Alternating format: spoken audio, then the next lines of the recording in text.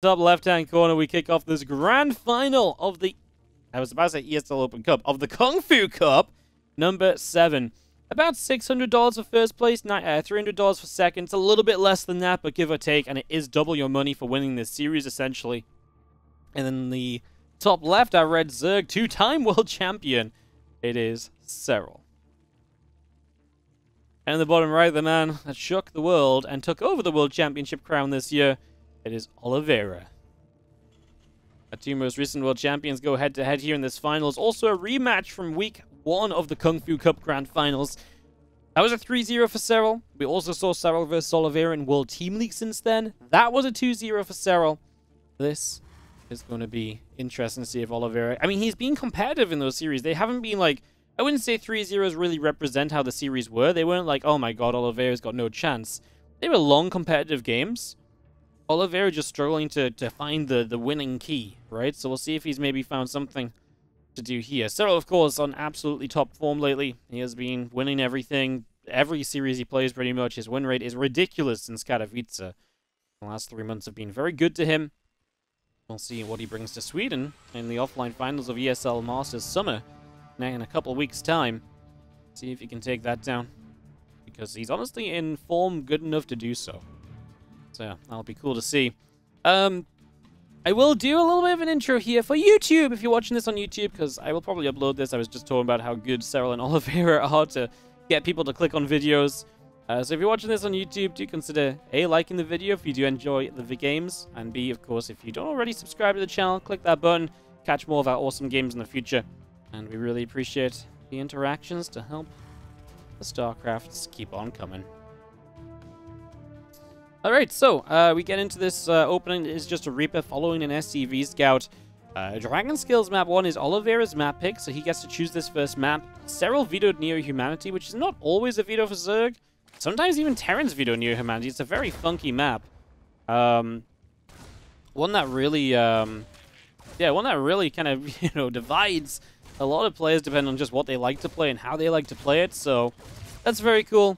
And yeah, we'll see what happens here as we go into game number 1 on Dragon Skills. So the point of Neo-Humanity being vetoed is that a lot of the time I feel like Dragon Skills was a veto for Zerg players. Especially in the past, it was definitely a veto. I remember when we had the Big Brain Bout Special 25th Anniversary Edition, Serral ended up winning that. And every time Serral played a Terran player, the rules for maps were a bit funky. It was the lower seed picks the first game, and then loser picks map 2, and then the loser of game 2 picks map 3, etc., and so on. And every Terran picked Dragon Skills. And, if that was the case, then it's kind of fun to see that kind of changing a little bit. And a lot of people won Dragon Skills against Serral during that tournament. Gumiho, Bjorn. It's kind of funny to see it all changing a little bit, and now getting to this point where it's like Dragon Skills is not the instant veto of a Zerg, as Serral is going to play the Roach run, which is one of the big things to help with that. This map is short. Roaches can be very quick and aggressive on this map. And, if you play Roaches, you take away some of those initial early aggressive pushes that the Terran players like to do that they usually find so much success with. So, I'm expecting that to be a factor here in game number 1. 10 Roaches coming on up. And that's going to be something Oliveira needs to try and get information on here ASAP. You're not going to have a good time if you don't figure out that those Roaches are on the way. The Raven, yeah, okay. It's not great, is it, right? It's not great because the Raven has like one cast here that's going to be useful, an auto turret. It's going to die quickly. Oh man, Serral just walked around these first units. No, Oliveira. Okay, so this series is going to start in game number 2, as Oliveira is going to be down a map. The Hellions see this for the first time when the Roaches are on the other side. Beautiful movement by Serral, right? There's a reason he's so good, and he's just going to maximize his chances with every build that he does. As, yeah, I don't even know if turning around to fight these Hellions with half the Roaches was necessary. There's no defense here. I'm kind of shocked he wasn't just sending it up the ramp, although I guess maybe he's waiting for everything else to show up. There's one Marauder build, and the first 2 Ravagers now morphing in. The Hellions are still threatening to come from the other side. Serral just drones behind this. I honestly thought this was going to be way more aggressive. I thought he was just going to be right up into this base. Kind of like this, but like a little bit sooner. Corrosive Bile, and that's actually perfect to knock the mine down. He got enough damage on it. There's the cast from the Raven. I mentioned that auto turret wasn't going to last long. It lasted about half a second. I don't even know if it fired. And auto turrets fire kind of quickly, man. Like, it's not exactly looking great. As the Corrosive Bile comes out, just going to see a Marine Marauder coming through. The Roach is pushing forwards, going after that Marauder as well. As you do see there, the couple Evo Chambers, the drones, all producing another couple Biles, and just going to knock our way through the front door. The thing is, Serral doesn't need to do ridiculous amounts of damage with this. He's on his way to lair Evo Chambers. He's got a good follow-up. And of course, he's been entirely just disruptive to Oliveira's early game plan here. Oliveira, who will knock down one more additional SCV. And you see a Ravager getting picked off. The Hellions still coming through. The Roaches up through the middle. I mean, what's nice is if you keep a few of these Roaches alive, you already have a base to build your defense off of. So you already have a few Roaches, so you don't have to immediately build a bunch more. So you have been able to fully focus on droning. I mean, Serral's at 73 workers coming out of this. Like, that's the power of it. Like, he may not have done any serious amounts of damage. Like, okay, well, he traded very well. He didn't do, like, game-ending economic damage, though, right? But what he did do is he delayed Oliveira so heavily. SCVs had to pull away. He's dealt with a lot of early units, so Oliveira's not going to have immediate pressure on the map. So now Serral just has a huge drone count way sooner in comparison to the Terran player than it would usually be. And 2 more barracks going on down there. Alright, 1-1 upgrades coming up from Oliveira. I mean, he's got to do what he can, right? And at this point, what do we really aim for as Serral builds 1-1 Roaches? I think you just got to play to survive, first of all. You know, tanks, bio, and probably at some point, considering its Dragon Skills, maybe just make a push out of that and see what we can do. Love what Serral's setting up for on this right side. He's going to morph a Dropper Lord, and he's just going to set himself to go harass heavy. And you can see Oliveira trying to defend. He knocks down the Rock Tower on the right side of his third base to choke up that entrance point. That is not something you will really ever see Terran players do, because they usually just don't care. But Oliveira knows he needs the best possible defense he can get at the moment, so aiming for that at the moment.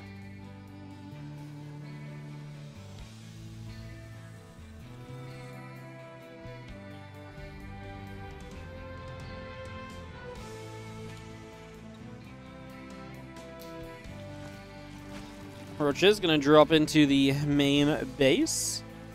That's going to be a nice little distraction to move forward here. Oh, the retarget on the Widow Mine. I mean, Widow Mine's not amazing against Roaches, but it is going to put some good splash damage out as Corrosive Bile's going to knock down an initial siege tank. No! The tank survives! Okay! Okay, that's the defense you're looking for as Oliveira. He gets to dive the Ravagers, taking down a few of those immediately. Oh, okay. It was really nice defense in the front. It was terrible defense in the main base where 4 Roaches have killed 15 SCVs. Yeah. That is pretty much one of those moments where it's like, man, this went really good. And then you look at home, you're like, hey, where's my main base flat? Oh, there's my economy gone.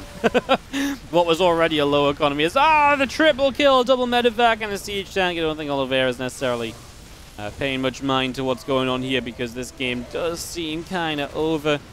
He's got more Roaches, Serral does, streaming across at this point in time, and he lost pretty much all his Ravagers, but the Roaches alone are going to be enough to, well, just swarm one through. Bio continues to go down, siege tank getting picked away at, and that is going to be GG's. Serral takes game 1 of the best of 5 grand finals.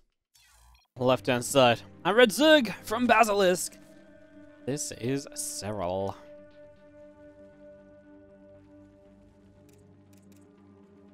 Top right, our blue Terran is going to be Oliveira.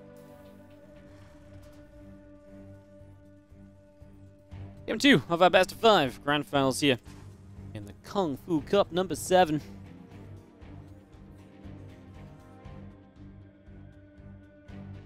When was the last time Serral lost a match? In a while.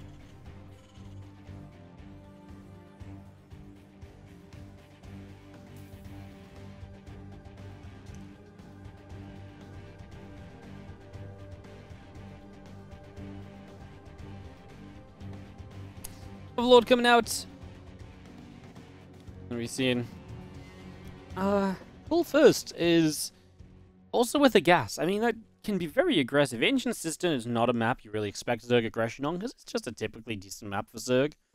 Serral playing Pool and Gas early, to me, sort of says like maybe he does just want to get aggressive. Maybe he just goes into this series saying, hey, I'm going to play very aggressively here. I'm going to not really play into the macro Serral mindset that a lot of people expect me to play because it's comfortable and I'm good with it, etc. Reactor going down on the barracks, and Orbital Command on the way up. There's a couple of lings coming through. Oh, Command Center going in. And yo, Lex470, thank you so much for the 17-month resub on the Prime.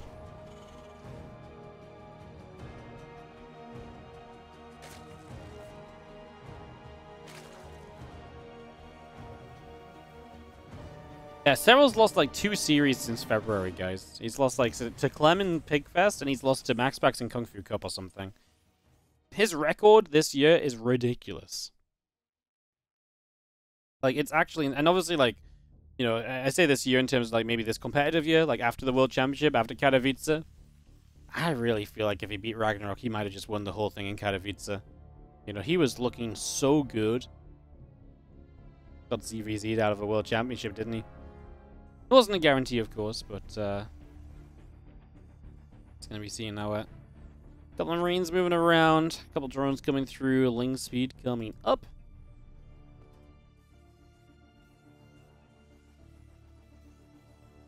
Our factory comes in, we get this going. I'm just going to see a couple of Marines start to work through the CC over on the edges. On the CC? On the Overlord over on the edges. As we're out alive. Amazing. Always keeps the Overlord alive. Just several things, man, where everything seems so perfectly calculated. He loses the Ling there, though. Doesn't get the Marines, so I guess not everything goes Serral's way. As otherwise, we're just kind of working our way through an early game. That is not a third CC. It is a starport.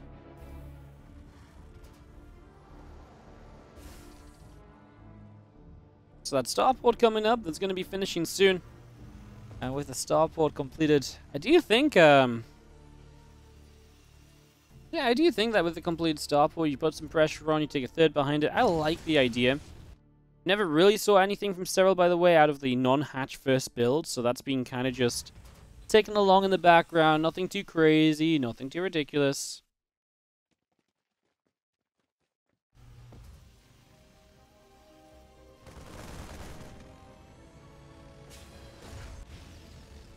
Just having here a couple of Hellions getting another Zergling and continue to get some damage dealt. Medevac going to be popping. Hellion comes in, going to grab a Ling, just going to be seen as Stim, Hellions. Everything getting set as Oliveira makes its way down to the bottom side. And it's going to get ready just at the front of this third base, so setting up over here as our Overlords continue through.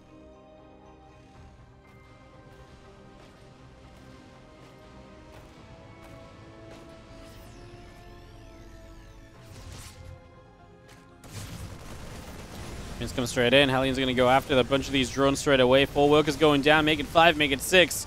The push from Oliveira. Serral's not really ready for this, guys. And I gotta say, it's kind of caught me a bit off guard as well. Just the Marines showing up with these Hellions are doing fantastic damage. Now the Queens have put some work in, but the drones will keep on dropping. I feel like the Queens really wanted to get rid of the medevac sooner, but that wasn't really easy with all the pressure going on, having to fight those Marines. And Serral loses 9 drones. Fantastic opening trade for Oliveira here. What an opening. 15 Lings, 9 drones, resources lost twice as favorable for him as it is for Serral. Beautiful.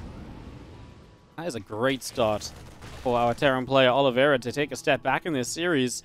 Engineering base coming up. We begin the macro process beyond this, as we will see Serral also opting into that Baneling nest. And the Lair also producing. Yeah, just wasn't really ready for this, right? Not really ready for just the Hellion Marine combo. Didn't really have much. I mean, even if the Queens just got on the medevac sooner, that might have helped. And this is the dangerous part. Hellions and a medevac still alive can dive at base. Drones are pulled to buy time. Well, that's going to obviously cost you some work as 4 go down. 3 Hellions are still alive. So is the medevac. Fantastic play from Oliveira, making the absolute most of everything he's given to him at the start of this game. Trying to push himself into as good a spot as he can for the mid-game. Because you know for a fact that Oliveira is so scary, you know, in mid-game. We've seen him play fast. We've seen him play aggressive. We know how good he can be. Sometimes you just need that little bit of an edge when you go up against Serral, who's such a fast player in and of himself. Sometimes you just need that slight edge when it comes to TVZ against Serral, and openings like this can be the difference, right? Especially on a map like Ancient, where you have generally got a long way to go across the map. You do generally have a lot of bases and creep potential for a Zerg. So to get an edge like this early really does just give you that, you know, a little bit of hopefulness, and it's going to make you feel good. It's going to make the Zerg feel a little bit down on themselves. Let's see how Marine's going to come charging through. Hatchery is going to be taking some damage here. Wouldn't mind setting up. I was just going to be seeing one Widow Mine, two Widow Mines getting burrowed up.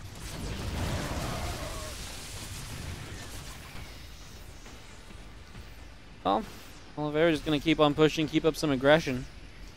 He kills 9 workers and he's still 5 behind. That's because StarCraft 2 is not just the numbers on the screen. It's actually, believe it or not, a more complex game than he killed drones, he should be ahead. Because every race actually works differently. It's really kind of incredible. The more you learn about StarCraft, the more you appreciate about it. If you keep on watching, you might see how cool it is. Yeah, I mean, real talk though, because having to rebuild those drones is actually kind of a cost, right? Where, you know, now you're not building units in that time, so you're not mining in that time, you're not rebuilding units in that time. That's going to continue to give the Terran an edge. So yeah, did Oliveira ever have a worker lead in this game? No. Did he have a massive income advantage? Yes. Is that now being proven in this later stage push, where Serral is 100% behind where he usually would be? Yes, absolutely.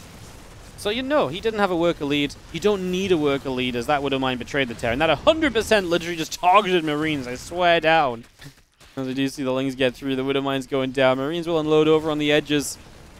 Marine's going to lift back up. Still 28 Lings, a couple Queens, and a melee upgrade producing. As that +2 attack starts from Oliveira. Back at home, he's going to have a good upgrade lead here. I guess Serral starts his +2 carapace, so he's going to basically maintain a 1 upgrade lead, providing he starts his +2 armor.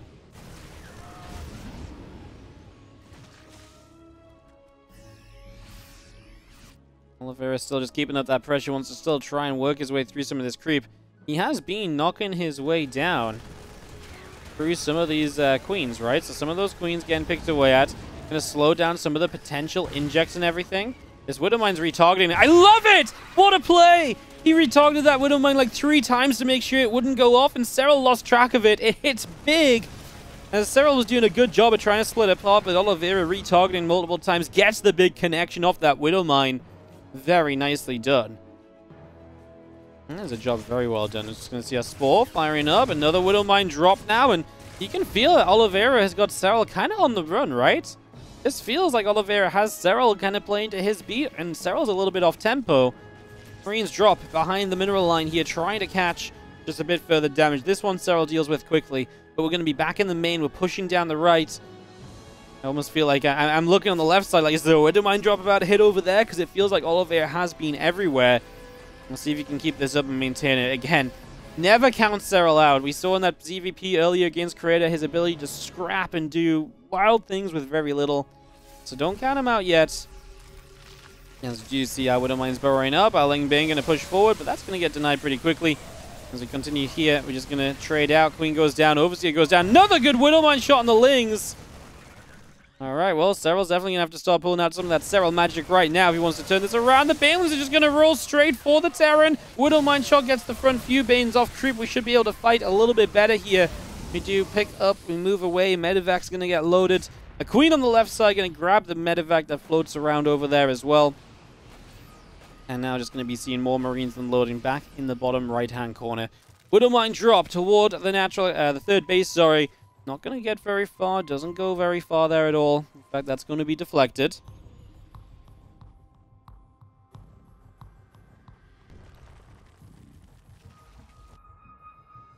+2 armor going to be finishing up. Here come the Medevacs around the back. Going to go diving by.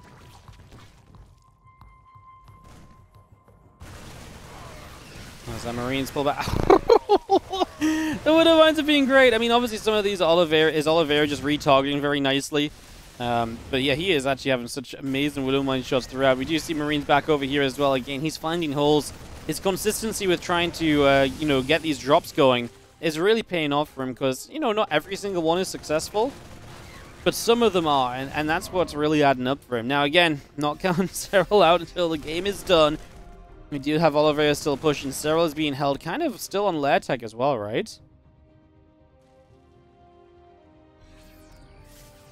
So yeah, again, stuck on lair tech, no infestation pit to speak of. That's where you kind of want the Zerg to be, not giving them access to their later game tools at this kind of point. Widowmine shots, doing decently. This time just hit some of the bio units, so some friendly fire involved on that one. As Oliveira is building up a few libs, worth noting. A couple libs can be used harassment-wise, but could also potentially... Yeah, a couple libs could also potentially just be used in positions like this, where now suddenly Serral doesn't really have anything to push into libs with. If you run into lib zones with Hydras, hoping to just kind of rush them and target them down, it's going to end up being expensive. And so it's just going to be a way to solidify positions on the map for Oliveira. There's the infestation pit. Serral is a ways off Hive. As that Bane's coming through, Widowmine shots. Again, really betraying the Terran player. How many times are they going to... I mean, we've had good Widowmine shots, but he's had a fair share of Widowmine shots that feel like they've gone directly into the bio with no unit there. That was one of them, just hitting directly dead center into the bio forces. This Liberator is not in range of the Spore, so it will actually have killed the Queen. Is now going to find 6 drones. Mag's getting picked away out. Lava taking damage. Spore going to be able to pick that Liberator off for a couple moments, and we do see the Lingbane Overseer back around into the center. Setting up for the moment. Hive still coming through. A couple burrowed Banelings. Oh, Oliveira had a moment of, just had like a feeling. He's like, oh, my Terran senses are tingling. There's burrowed Banelings nearby. I think just obviously fortunate. Again, Widowmine splashing the Terran units. You know, burrowed Banes are the kind of thing which really can do very well. And really are like a great comeback mechanic as well, right? Is the attack on the right side is going to mean that Serral's actually not really prepared on the left, bleeding out units as they run back through, but he is launching his own counterattack. Oliveira, generally you don't want to let his counterattack because it's very hard to push through with less units on the other side. The Zerg is very good at kind of holding on, so generally you want to turn back around and deal with this sort of things and take advantage of a fight that happens off creep and the Zerg kind of out of position. And that's exactly what he's going to do. So that's the reason he turns back around. That one Baneling does a lot as we work our way forward to finish off these Hydras. Now reinforcements from Serral showing up. I think too late to really do too much.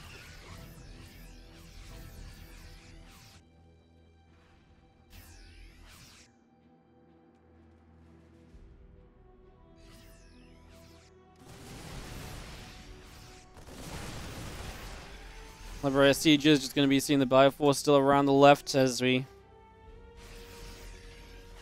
You see a couple goes coming through, Libs on the way, Marines on the way, Widowmines continue to build up for the moment. Just going to be seeing our Lingbane coming on either side.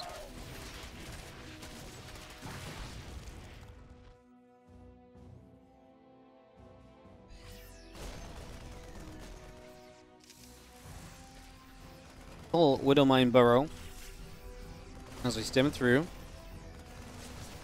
Laying his Banes coming forward. Widowmine shots. How are they going to be this time? Pretty reasonable initially. Not tradering the Terran player at the very least. Not flying dead center into the Bioforce. Again, just Oliveira multiple places at the same time. Hitting on the left here as he deals with the army in the center. Lingbane coming over. As we will see Oliveira having to lift up, back away. Another base down for Serral, but I wouldn't say he's immediately in trouble at all. Again, that is the kind of power of Serral. He is good at staying alive in these games.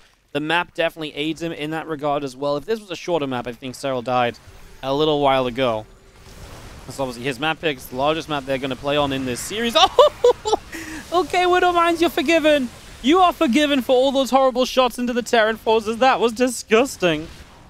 Oliveira just became a magician. He's going to make the Zerg disappear with only 2 Widowmines. He is actually still getting pushed back, but this time he's got money to spend. If he spent his money, he would be nigh on maxed out again. And then he would be maxed against a 150 supply. There is a difference right now in the position of these two players. Before, I think it was still kind of touch and go. However, now, I think Oliveira is absolutely at the point of if he just spends his cash, he's got so much more. It's not quite showing like that, I guess. There's another Widowmine or 2. What are we going to do? Just a few Lings. And we got Widowmines everywhere at this stage. Viper's going to get a yoink! That's a full medevac! Serral gets the 10 supply kill. Widowmine's going to go a little bit crazy over here. Going to turn around. Nice little split. Gives up a single Baneling. We've seen our Bioforce Ghosts continuing through the center as well.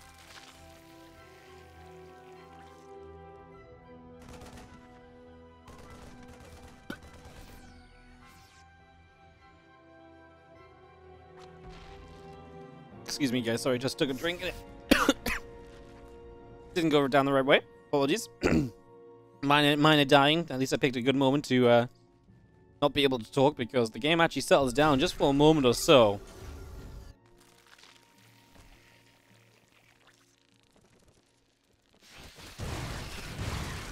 And even when the Widow Mines... I know we've had some great Widow Mines, but even when the Widow Mines look kind of dangerous there, like, they didn't even do that much. 8,000 resource loss difference, favoring Oliveira.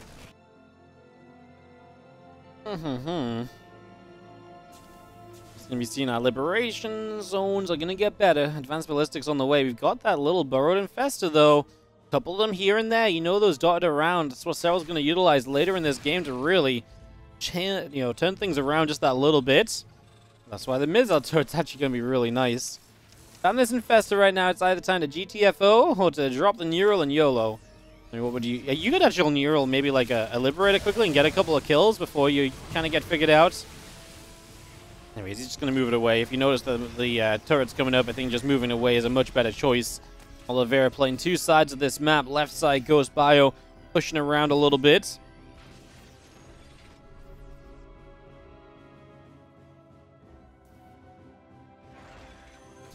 Look at Dan coming up and get this going. I feel like Serral's being paid as more behind than he is. I think that's kind of, in my eyes, that's the Serral factor, because I do think he was quite behind. The early game was bad for him. He was on a very late hive, right? He's continued to survive. In my eyes, what I think he's done is he's survived with very little. Like, his tech has not been good. Like, we're 18 minutes in game and we're just now seeing anything beyond Vipers in terms of tech. That's a horrible position to be in. I almost feel like Oliveira over-teched, right? With the Ghosts. I don't even necessarily think Ghosts were necessary, at least in this sort of numbers. Well, with Liberators right now, he's doing pretty well. Serral does have a bank at this point, though. Yeah, resources lost is 29k to 40k, guys. About 11k difference at the moment. But yeah, no, because I was kind of thinking about it, because obviously I was casting this game, like, I think Oliveira was winning. I was like, taking a moment, like, well, Serral's surviving. And I was like, is it a Serral thing, or was it maybe me being a bit wrong? I think I stand by. I do think Serral's been behind a good chunk in this game. And I do think, in part, if this was, like I said, I think any other map, maybe obviously Altitude, but Altitude was the veto. If this was like game 3, 4, or 5, I don't think Serral hangs on either. Because I think just the map is lending a lot of aid to Serral in surviving. So I think a combination of the map, and again, he's playing well off of, the deficit.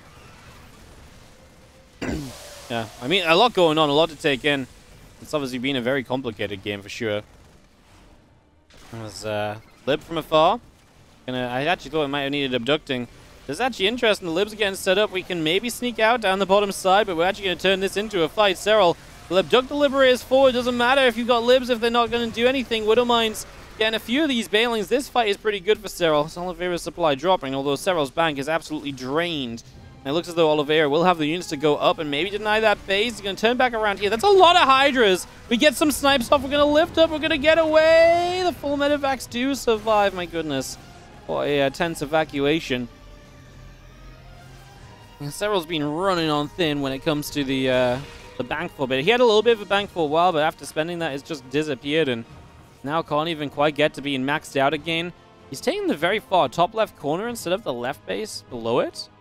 I'm not sure if that's just because he doesn't think Oliveira will check there as quickly or what the logic is on that. Obviously, a lot of the action right now is in the bottom right. Serral defending bases and Oliveira defending bases down here.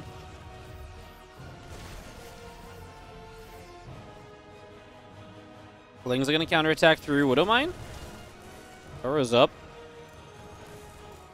Lings is going to start trying to take some focus elsewhere. We do have Lurkers. We've not really seen Lurkers in play just yet, so seeing that now is a nice little addition.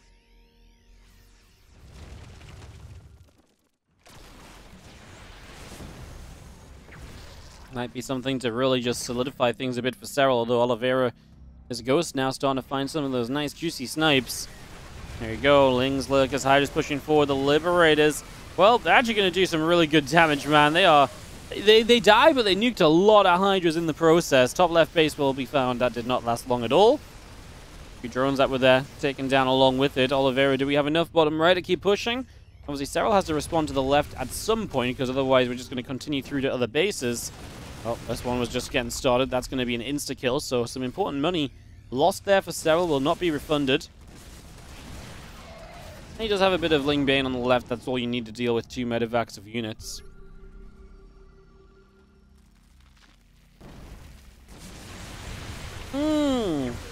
Those lurkers done some damage out. Overseer taking some shots. Going to see a bio continuing through. Hydra's lurkers continuing forward. Just going to be seeing the lurkers all burrowing up. Serral finding a moment to dive. Oh, Oliveira's kind of missing some of the supply that he needs. He's got money, but he's actually out of gas. Uh-oh. If he doesn't have the ghosts to get rid of these lurkers, this is a major issue. He's going to have to give up this position. He's got 5 ghosts, but they're all out of energy, so there's not much they can really do. Oliveira has to give up the bottom right, and Serral wins a battle over here. That's a big one. In fact, that might just be... Is that going to be the game-defining fight? What a ridiculous game from Serral if he wins this. You can see all of the... Look at these army graphs. Up and down and up and down in sync with each other. In this one, Serral just catches him. The lurkers do so much, and that allows him to stay up there. Oliveira has had a bank. He is in the rebuilding process. It's a slow going, and I feel like this is too aggressive. I don't know why we're over here anymore. Like, just back it up. I think you're not in a position right now where you're the one that's meant to really be pushing Overseers or Dragon Widow Mines into the Terran army, so they're not going to end up helping you to defend. Man, Serral's freaking good, isn't he? Oliveira played his heart out in this game. He really did, but it's just something about Serral, man.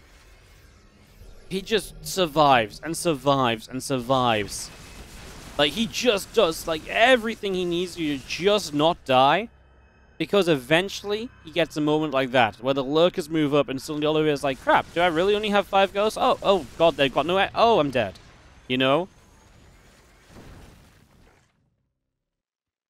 Man, that's crazy.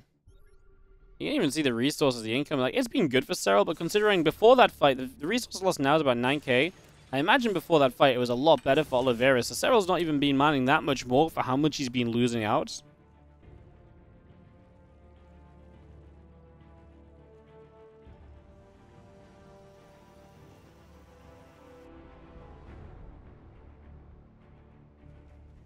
Well, game settles for a few moments. We're going to go deny the top left base again. Serral has bases all over the map here as we're approaching 25 minutes on Ancient Cistern.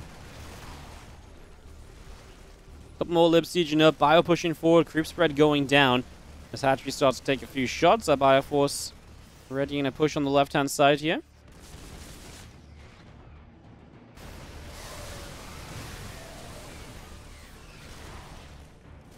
Bio comes in, few Banes going down, Lings, Banes pushing forward, Bio continue to kite backwards, couple Widow Mines, not quite going to go off just yet.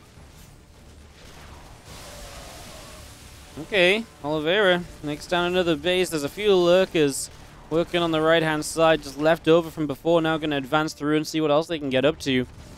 Army count, 6 ghosts, 4 marauders, and 8 marines. It's very Liberator heavy, actually. But the Vipers, I don't think Oliveira's army can really do much. Obviously, right now, like a Liberator here and a Liberator there. Very nice, but if you're really relying on Liberators, the Vipers should mostly shut those down.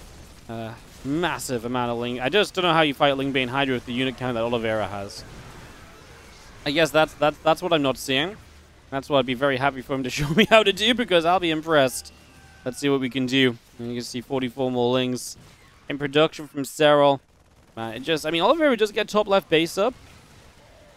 As Serral loses a few more of these units, Oliveira's running around just trying to play a Zergling cleanup. Little mini game we like to play in StarCraft. Zerg hides their Lings. Terran has to go scan them down. Don't scan them all, they pop up, you lose points. It's not fun.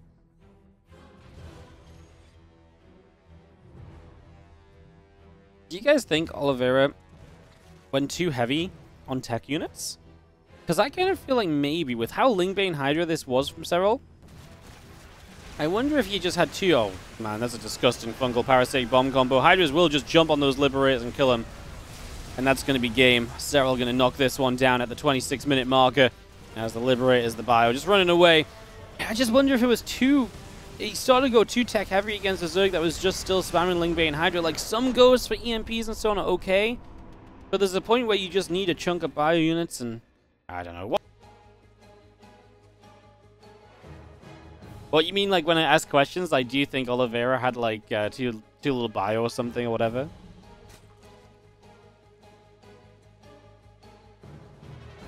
Bottom right up 2-0 in this grand final. This is gonna be Serral from Basilisk.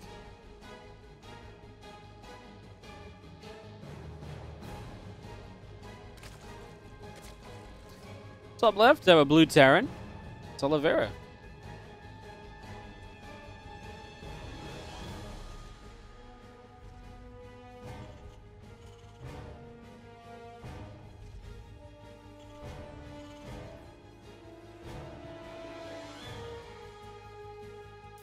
Ay.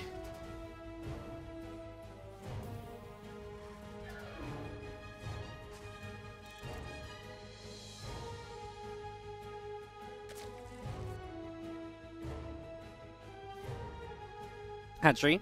Gonna come down on the natural expansion gas extractor coming up. Spawn pool as well. There's a barracks at the front coming in. SCVs are producing.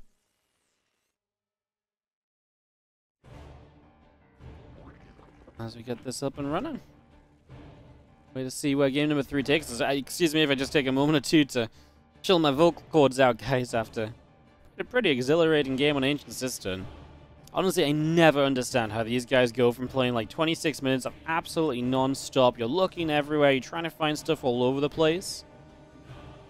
And then, like, you stop, they host the game, and we're back in it. Like, it's because it's not like the early game is chill for these guys. They've got to execute builds to the highest potential. They've got to, you know, think of every little thing in terms of scouting. They've got, you know, the game is active from the very beginning. It may not be full throttle in the early minutes, but it's not that you just get like 5 minutes of waiting around and whatever else.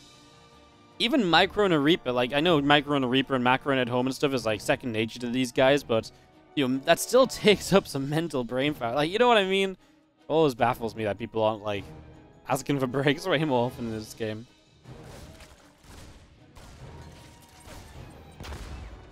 Here we go, drops a grenade down. Gonna come back through in a drone, taking some shots.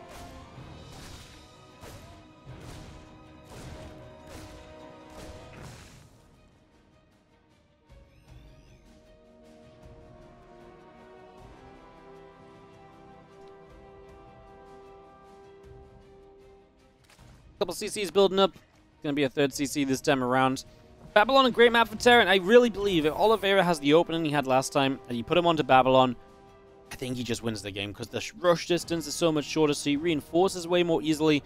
There were so many moments where it felt like Serral was on the verge of being overrun, and that's where the size of Ancient Cistern really comes to the rescue. And yeah, you might not be able to split, but, you know, I mean, honestly, sometimes as well, the counterattacks of Serral pulling Oliveira back, that's less impactful on a map like this as well, because the Terran pulls back and re-attacks you so quickly too. That's also a factor. Starport about to finish. Third CC is building up at the moment as our hatchery comes online. Just gonna see a couple queens coming through, and again, just a lot of setup here in the early stages, getting this up, getting this running. So a Banshee start us off. Serral has shown roaches on the shorter map in game 1. Banshee for safety with 3 CC is absolutely a very solid call. Just wants to guarantee himself into the next stage of the game without dying early. The Banshee gives you the best possible shot of that, so 100% down for that being the current way of play.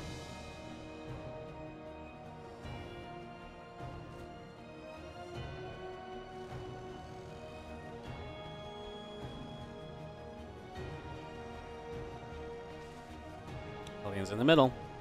There's a few queens coming around the side, right-hand side. Blings, drones. All of this getting started up here. Everything you would kind of expect to see for a few moments.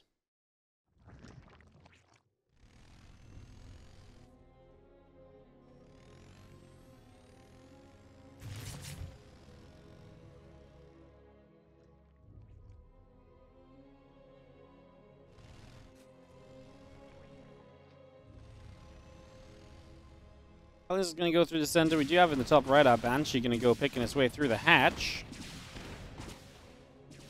Hellions going to come over and just going to be seeing the couple of queens. I'm going to get across there as...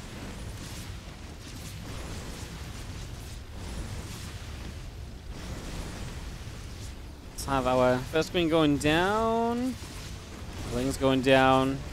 It's obviously a bit awkward because Oliveira is kind of stuck in the top corner. The Banshee is going to get away. The Raven is here to support these Hellions. What do we lose overall? 2 Hellions, a Reaper. We did kill a Queen.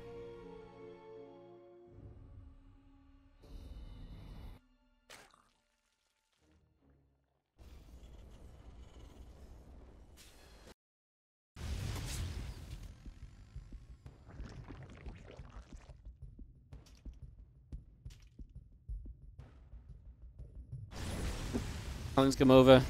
With the Raven, of course, you can clean out some of this creep spread nice and easily, so we're going to be doing exactly that in the early stages. Knock down some of this creep, work our way through some of that to start us out. So you have the Hellions and the Raven. Just going to pull it back then, take this away for a few moments, and reposition around the right-hand side. So yes, so around the side we go.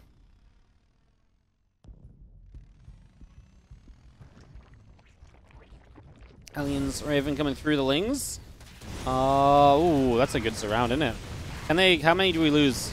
Not really that many, right? The Auditor trying to help. All 8 Hellions have died and only 10 lings went down. That's amazing for Serral. That's a really, really good start. I mean, that's just the beginning of the game, but it sets the precedent. Now, all of a sudden, look at the creep spread, by the way. The creep spread's already looking pretty good. At least a couple of creep teamers deep in front of pretty much every base, apart from maybe the bottom left side of the 5th hatch. So we've got good creep. There's now going to be very limited ways to deal with that creep because, well, the Hellions are gone.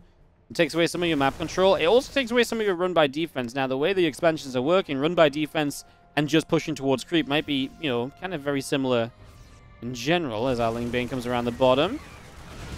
Marines jump into the medevacs, and they're just going to lift off and get down to the south. Are they going to unload over here as well?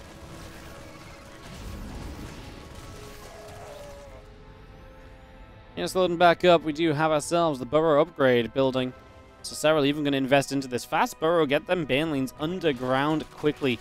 We've seen this more and more from players as of late. Serral has started to do it quite frequently.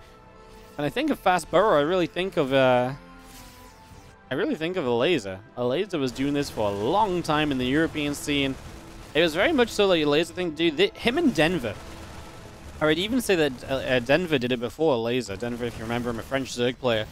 He was also absolutely in love with playing the earlier kind of burrow and using the banelings from the very start of the game. And maybe these guys, it's kind of cool. It's like, here we are like a year or two down the line, and maybe these guys were onto something as players like Serral started to do the same thing quite frequently in their ZvT nowadays. He's coming across, Marines getting chased, extra Marines going to stem up a storm, and obviously Oliveira wants to start pushing through the middle of the... Well, do you want to push through the middle of the map? Where do you aim yourself at? I still feel through the top towards the 4th is not a bad location. Or down the left and then to the right into the 5th base, but maybe through the middle isn't quite where you want to go. Things run into an instant defense on this morphing planetary, so that's not going to go anywhere for Serral.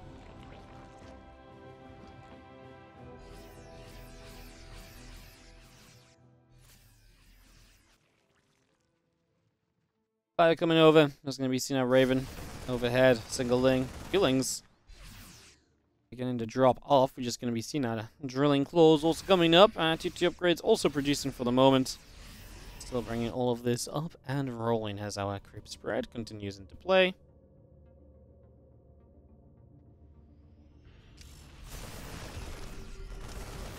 Coming forward here, I'm going to see another couple of banelings going down immediately. Widowmine going to get a decent shot on the bottom side of this. Widowmine's doing okay with the surround. Oh, do we have any banelings left from the right side? No, not really. Oh, that honestly felt pretty okay for Oliveira, no? Oliveira's supply plummeted. Serral's isn't as drastic because he started rebuilding partway through the fight. I think they both lost a lot. This, honestly, a couple more banelings on the right side, and Oliveira would have lost so much. It would have been a little bit ridiculous, in fact. As you do see, creep spread still pushing out through the middle. On the bottom side, our Marines are there. The Lings are there quickly to push those medevacs away. Still working through a little bit more of this creep, knocking down what we can. I mean, this central area of the map is becoming more accessible to our Terran player. That's not something you might have originally expected when this all started out. Our Ling's going to run forward. Widow Mines. Oh, they get good shots. The Oliveira dream is alive. This fight is not great for Serral at all. Now Oliveira is going to sit in the middle and just work with no creep, which means he can actually take this fight. Again, Serral's supply bounces back up quickly because he's got those instant reinforcements building. That's how Zerg works, but Oliveira's kind of holding on in the center, guys, and the last few trades have been very good for him. Here we go, Serral quickly moving forward. Has Oliveira gone a bit of a step too far, though? He might have done. He's got one more Widow Mine there. They both connect on the front units. Balins at the same time. We're going to find 9 SCVs. Oliveira will finally take a bit of eco damage. That's the kind of thing that you want to see. If you're the Zerg player, you want to be hitting that economy of the Terran down a little bit. You want to be slowing it down where possible. There's now more Lingbane Hydra in the center. Going to knock down a couple of those Widow Mines. And still Lingbane Hydra through the middle. Gonna start launching up this attack. The siege tank firing up. Back away a couple of moments. It's gonna be seeing the Widow Mine on the left. Gonna kill 6 SCVs already dropping here. And 2 more Vipers. On the way up. Adrenal Glands, +1 missiles, +3 Carapace continue to produce.